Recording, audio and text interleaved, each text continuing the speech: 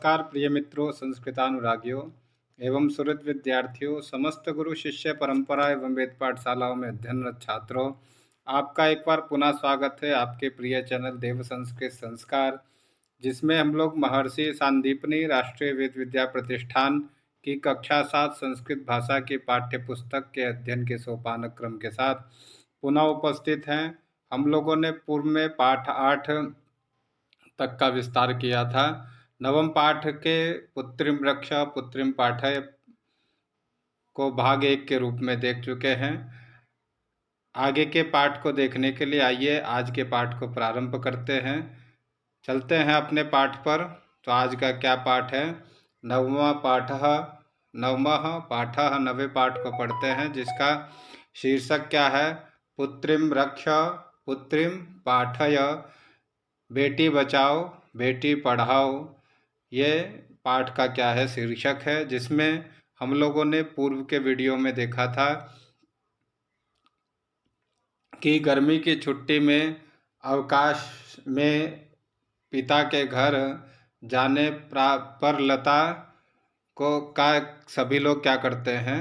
प्रसन्न मन से स्वागत करते हैं, लेकिन वहाँ उसकी जो भाभी रहती है वह बहुत खिन्न रहती है। इस विषय में पूर्व के वीडियो में चर्चा कर चुके हैं।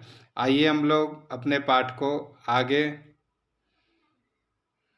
के पाठ से जोड़ते हैं, देखते हैं। दिनेश द्वारा अपनी पत्नी के गर्भ में संतान जानने की इच्छा के पक्ष में दिनेश अपनी भगनी से कहता है, अपनी बहन से क्या कहता है? दिनेशः भगनी त्वं जानस्येव अस्माकं गृहे पुष्पा पुत्रीरूपेण अस्ति एव। अधुना एकस्य पुत्रस्य आवश्यकता अस्ति। तर्हि भगनी, हे बहन, तुम तो जानती ही हो कि अपने घर में पुत्री के रूप में पुष्पा है। अधुना अब एक पुत्र की आवश्यकता है, इसलिए जो है वह जानना चाहता है कि उसकी पत्नी के गर्भ में क्या है। तो लता बोलती है, लता तरहि कुक्षौ पुत्री अस्ति चेत हंतव्या। उच्च स्वर में बोलती है, तरहि यदि कोख में गर्भ में पुत्री होगी तो उसे मारोगे क्या? भ्रूण हत्यायाः पापम कर्तुम प्रवृत्तोसि तुम। भ्रूण हत्या का पाप करने में तुम प्रवृत्त हो। दिनेशः हननम तू न, मारना है ऐसा विषय नहीं है। लता फिर बोलती है, तरहि घृणितम कृत्यमिदम किमस्ति। तरहि तुम इतना घृणित कार्य क्यों कर रहे हो? सर्वम विस्मृतवान, सब कुछ भूल गए। अस्माकं जनकः कदापि पुत्री पुत्रयोः भेदम न कृतवान। हमारे पिताजी ने कभी भी पुत्र और पुत्री में कोई भेद नहीं किया। यह सर्वदा एव मनुस्मृते है। इमाम पंक्ति वदति स्म। कौन सी पंक्ति बोलते हैं? हमेशा पिताजी मनुस्मृति की क्या है, एक पंक्ति बोलते थे, जो पुत्री और पुत्र के में भेद नहीं समझते थे। कौन सी पंक्ति है? तो देखिए यहाँ क्या लिखा है। आत्मा वै जायते पुत्रः पुत्रेण दुहिता समा। आत्मा वै जायते पुत्रेण दुहिता समा। पुत्र क्या है? आत्मा के समान है, और पुत्री पुत्र के समान है। और पुत्री किसके समान है? पुत्र के समान है। आत्मा वै जायते पुत्र, अर्थात आत्मा के समान पुत्र है, और पुत्र के समान कौन है? पुत्री है। अर्थात पुत्र और पुत्री में कोई भेद नहीं है, कोई भेद नहीं है। त्वं प्रातः सायं देव्याः स्तुतिं करोषि। तुम प्रातः और शाम को देव्याः स्तुतिं करोषि। तुम प्रातः सायं क्या करते हो? देवी की स्तुति करते हो। एवं सृष्टेः नियमं तिरस्करोषि। इस प्रकार क्या करते हो? तुम सृष्टि के नियम का तिरस्कार करते हो। तव मनसि एतादृशः कुत्सितः विचारः आगतः, इसीलिए तुम्हारे मन में ऐसा विचार, कुत्सित विचार आया है। इदं विचिन्त्यैव अहम खिन्नास्मि त्वं शिक्षा वृथा। ऐसा चिंतन देखकर मैं क्या हूँ, खिन्न हूँ तुमसे। तब शिक्षा वृथा, तुम्हारी शिक्षा क्या है, व्यर्थ है। ऐसा कौन बोलती है? लता दिनेश से बोलती है। आइए आगे देखते हैं दिनेश क्या बोलते हैं। दिनेशः वदति, भगिनी विरम विरम अहम ममापराधम ज्ञातवान लज्जितश्च अस्मि। भगिनी, हे बहन, विरम, रुको रुको, अहम, मैं अपने अपराध को जान गया हूँ और क्या हूँ, उससे लज्जित हूँ। अद्य प्रवृत्ति कदापि गर्हितं कार्यं स्वप्ने अपि न चिंतयिष्यामि। आज से लेकर कभी भी ऐसा गर्हित कार्य मैं अपने सपन में भी चिंतन नहीं करूँगा। यथा पुष्पा मम, जिस प्रकार पुष्पा मेरे, यथा पुष्पा मम संपूर्ण स्नेहस्य अधिकारिणी अस्ति, तथैव आगंता शिशु अपि स्नेहाधिकारी भविष्यति। जिस प्रकार पुष्पा मेरी बेटी संपूर्ण स्नेह की अधिकारी है, उसी प्रकार आने वाला शिशु भी स्नेह का अधिकारी होगा। पुत्रः भवतु पुत्री वा, चाहे कोई भी हो, पुत्र हो या पुत्री हो। अपनी बहन की बात को सुनकर बोलता है दिनेश कि जिस प्रकार मेरी पुत्री पुष्पा स्नेह की अधिकारी है, उसी प्रकार आने वाला शिशु भी स्नेह का अधिकारी होगा। चाहे पुत्रः भवतु पुत्री वा, पुत्र हो अथवा पुत्री हो। अहम स्वगर्हितं चिंतनम प्रति अनुतापम करोमि। मैं अपने आत्मचिंतन का क्या करूँगा, आत्मचिंतन के प्रति पश्चाताप कर रहा हूँ। श्लोकोयम विस्मृतो मया, मैं इन श्लोकों को क्या हो गया, भूल गया था। मैं इन श्लोकों को भूल गया था। अब आइए नारी विशेष से कुछ श्लोकों का ज्ञान कराते हैं।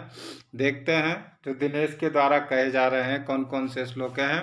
तो देखिए, यत्र नार्यस्तु पूज्यन्ते रमन्ते तत्र देवताः, यत्र नार्यस्तु पूज्यन्ते रमन्ते तत्र देवताः, यत्रैताः न पूज्यन्ते सर्वास् तत्रा फल क्रियाः।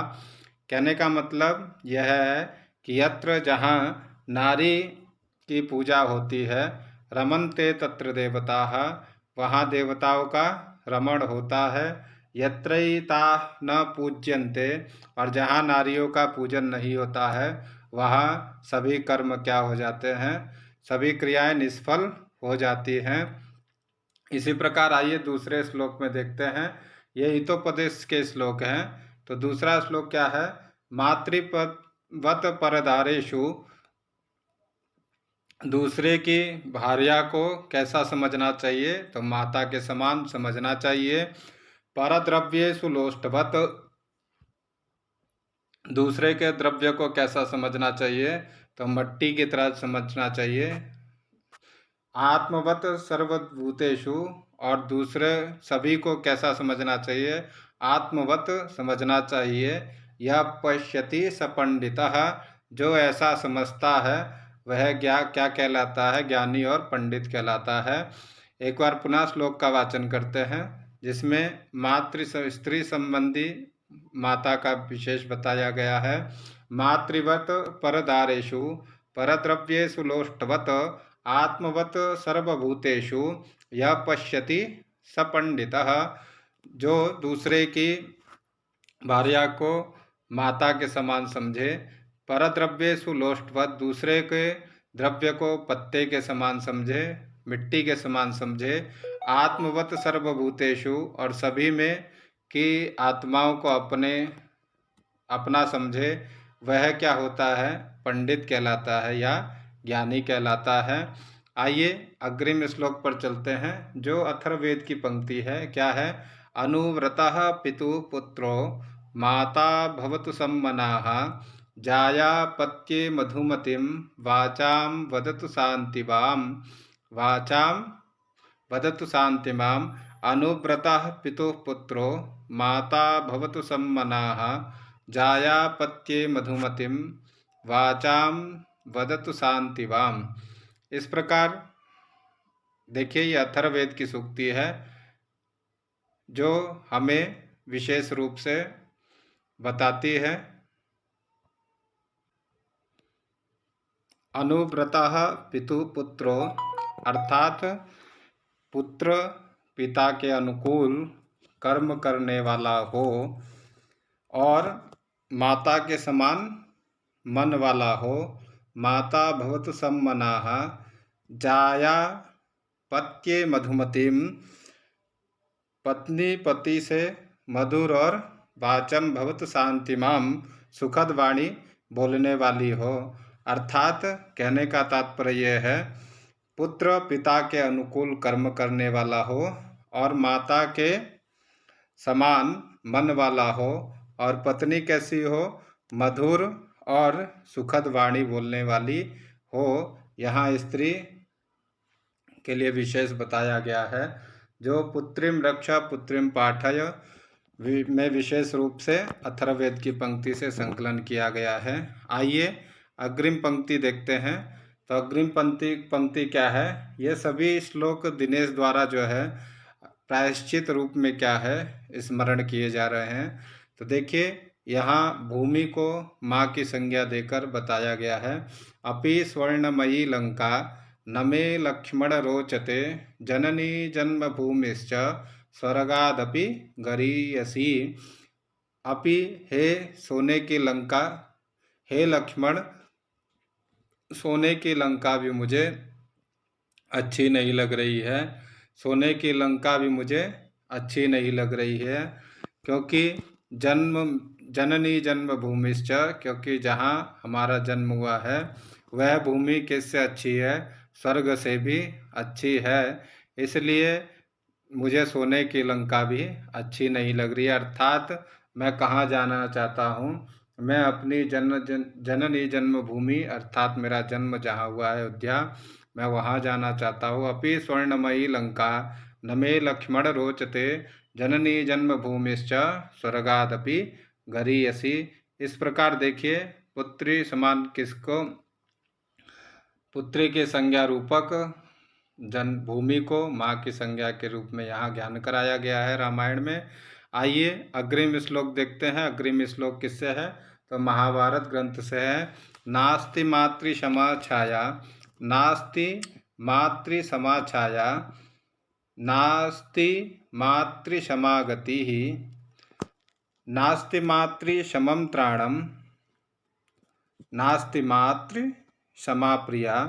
माता के समान कोई छाया नहीं है। नास्ति मातृ समा छाया, माता के समान कोई छाया नहीं है। और नास्ति मातृ समागति ही, और माता के समान ही क्या है, कोई आश्रय नहीं है, ना कोई सुरक्षा है। माता के समान विश्व में कोई जीवनदाता नहीं है।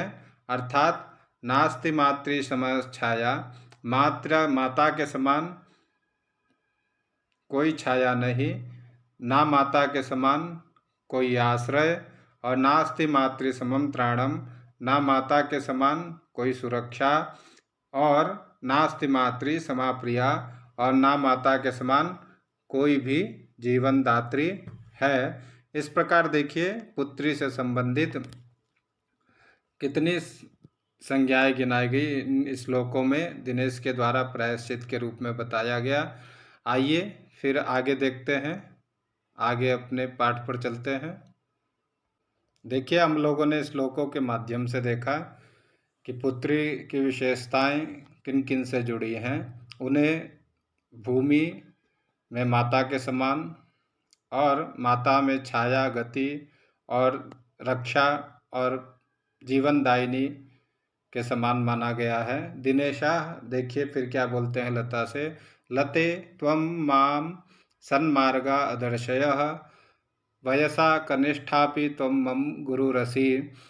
तुमने मुझे सन्मार्ग दिखाया है, वयसा तुम आयु से मेरे से छोटी हो, फिर भी क्या हो, मम गुरु रसी, तुम मेरी गुरु हो, क्योंकि तुमने मुझे मार्गदर्शन दिखाया है, सन्मार्ग दिखाया है कि भ्रूण की जांच कराना क्या है, अपराध है।